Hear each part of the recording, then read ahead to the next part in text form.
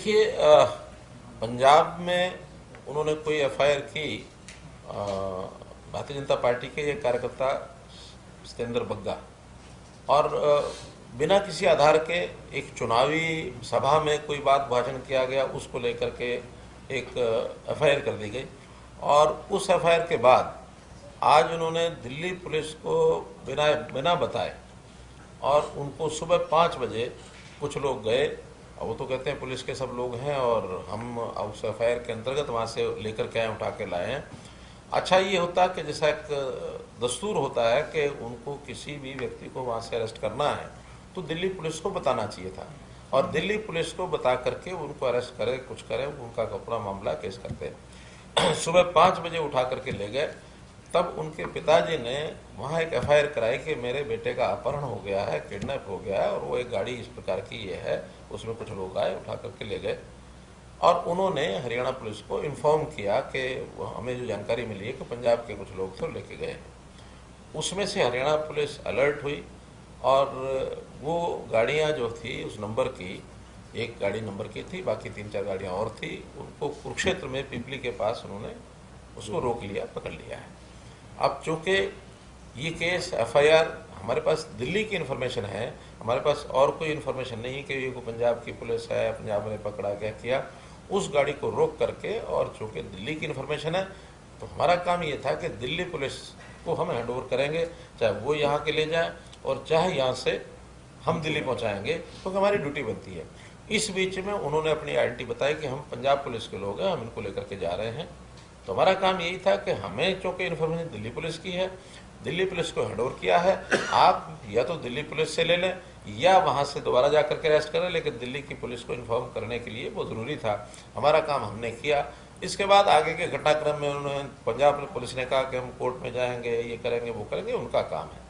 Ultimately Haryana police ने Delhi police को सौंप दिया, दिल्ली पुलिस लेकर दिल्ली चली गई है। आगे का काम पंजाब पुलिस जाने, दिल्ली पुलिस जाने, हरियाणा पुलिस का उसमें कोई रोल नहीं। तो सर मदद किसने मांगी? उनके पिताजी ने मदद मांगी या दिल्ली पुलिस ने आपसे लोगों से मदद मांगी कि उनको रोका? उनके पिताजी ने तो दिल्ली में एफआईआर कराई। दिल्ली पुलिस ने अपनी इन्फॉर्मेशन के हिसाब से हमको बताया कि यहाँ से ये गाड़ियाँ हरियाणा की तरफ गई हैं और इनमें ये व्यक्ति किडनैप होकर गया, उसको आप लोग रोकिए। पंजाब की इस कार्रवाई के पीछे क्या लगता है सर? ये जो इस तरह से पुलिस को इन्फॉर्म नहीं करना, थाना क्षेत्र क्या मकसद प्रक्रिया का पालन करना चाहिए? तो लोकतांत्रिक व्यवस्था के हिसाब से जो भी सिस्टम बनता है, पहली बात तो है कि प्रक्रिया का पालन नहीं किया गया, करना चाहिए था। दूसरा विषय ये एक पॉलिटिकल इशू है, क्योंकि इलेक्शन के दिनों में तेजेंद्र बग्गा ने कहीं वहाँ जाकर भाषण दिया। भाषण के अंदर पुलिस, यानी भाषण के अंदर एक दूसरे के ऊपर ब्लेम लगाना, पॉलिटिकल बातें करना, ये सामान्यतः चलता है। और इसमें कोई घटना होती भी है तो चुनाव आयोग के संज्ञान में आती है, बाद में पुलिस उसको देखती है और एक सहज रूप से एक चार्जशीट बनती है, उसमें कहीं छूटता है, कोई होता है, किसी को वार्निंग मिलती है, कुछ भी होता है। पॉलिटिकल इश्यूज इस प्रकार से ज़्यादा चला नहीं करते हैं। लेकिन पंजाब पुलिस के ऊपर इस प्रकार का दबाव बनाना कि एक पॉलिटिकल आदमी को वहाँ से इस प्रकार से उठा के लाना, आखिर इतना परस्पर सद्भाव रखना चाहिए। ये पॉलिटिकल पार्टियों में अगर इस प्रकार का एक वैमनस्य बढ़ेगा, वैर बढ़ेगा, तो चीज़ें कहीं तक नहीं रुकेंगी। इसलिए नहीं करना चाहिए था।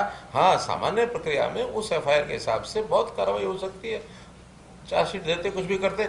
एक भाषण के, और अगर बहुत ज़्यादा उसके अंदर कोई मान लो एक सीमा पार किसी द्वारा कर दी गई हो, मुझे नहीं मालूम कि क्या बोला क्या नहीं बोला ना, मैंने वो उसका कुछ सुना है, लेकिन उसका रास्ता ये होता है कि उसका निर्णय चार्जशीट करके कोर्ट के ऊपर छोड़ना चाहिए। कोर्ट का ये पंजाब की दूसरी बड़ी कार्रवाई है जी। पहले स्मृति ईरानी जी के खिलाफ जैसे उन्होंने केस तरफ कुमार विश्वास पर भी किया, तो ये क्या लग रहा है बग्गा जी पे भी पॉलिटिकल डेमोक्रेटिक सेटअप को नुकसान पहुंचाने की ये कार्रवाई पॉलिटिकल शय के ऊपर, सरकार की शय के ऊपर पुलिस को करनी पड़ी होगी, ऐसा मैं मानता हूँ। एक सवाल दुरुपयोग है ये ना, तो उसकी निंदा कर रहे हैं ना सरकार, तो हमारी सरकार तो एक मैं कहता हूँ इस घटना की जितना निंदा की जाए उतनी कम है। कल एक बहुत बड़ा हरियाणा पुलिस को बहुत बड़ी उपलब्धि थी जो करनाल के पास पकड़े हैं 4 आतंकवादी, और आज गुरवंत सिंह पर उन्होंने वीडियो मैसेज करके और आपके नाम और रिसाब का नाम लेके एक और वीडियो सोशल मीडिया में भी डाल दिया, पत्रकारों को भी डालते हैं वो। इस क्योंकि अब आज की जो घटना पता लगी है कि लोकल लोगों से साथ भी करनाल में इन लोगों का संपर्क में थे, जैसे आज टीवी पे चल रहा था एसपी करनाल की तरफ से, तो इसमें वास्तविकता क्या निकली? क्या ये भी उधर से वैसे कर रहे थे या लोकल? वैसे तो ये बहुत बड़ी एक घटना है, सुरक्षा एजेंसियों के लिए जांच करने का विषय है। कोई भी चीज़ ज़्यादा कहना हमारे लिए भी ठीक नहीं है, लेकिन जो अभी तक पुलिस की जानकारी में पूछताछ में जो बातें आई हैं, पंजाब के व्यक्ति हैं और पाकिस्तान में जो व्यक्ति बैठे हैं, बिंदा, क्या नाम था उनका, रिंदा, वहां से इन्होंने ये सामान सप्लाई किया है और जानकारी ये मिली है कि ड्रोन के द्वारा सप्लाई की गई है और ये बीच में मीडिएटर जैसे होते हैं सप्लाई करने वाले, इनका एक उनके हाथ लिंक था। ये सामान उन्होंने ले जा करके जो पूछताछ की कि तेलंगाना में एक ऐसे स्थान के ऊपर जहाँ कोई आबादी नहीं है, कुछ नहीं है, जंगल का एक स्पॉट बताया, उसके अंदर इन्होंने रखना था, रख के आ जाना था। इनको भी पता नहीं कि उसको हैंडओवर यानी कौन उठाएगा कौन नहीं उठाएगा, इस प्रकार से इनकी प्लानिंग थी। लेकिन ये जो सारा असला था बहुत खतरनाक था, इस प्रकार से था कि जो रिमोट कंट्रोल से भी चीज़ों को बहुत नुकसान पहुंचा सकता है। वो आईबी की इन्फॉर्मेशन थी। अब आईबी की इन्फॉर्मेशन के बाद हरियाणा पुलिस अलर्ट हुई और अलर्ट होने के बाद इनको बस्ताड़ा करनाल में पकड़ा और पकड़ करके मैं समझता हूँ कि बहुत बड़ा एक कोई साजिश के तहत ये जो सारा काम किया जा रहा था उसका भंडाफोड़ हुआ है। ये गुरपतवंत सिंह जो पन्नू हैं, आए दिन अब मेल पे उतराया, पहले फोन आते थे, मेल, अब वीडियो भी आ रहा है।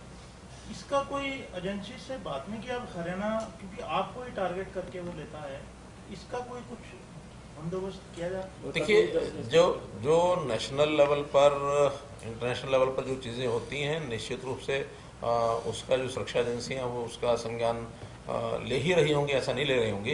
लेकिन कुल मिलाकर के ये हरियाणा के उस दायरे में नहीं आता है।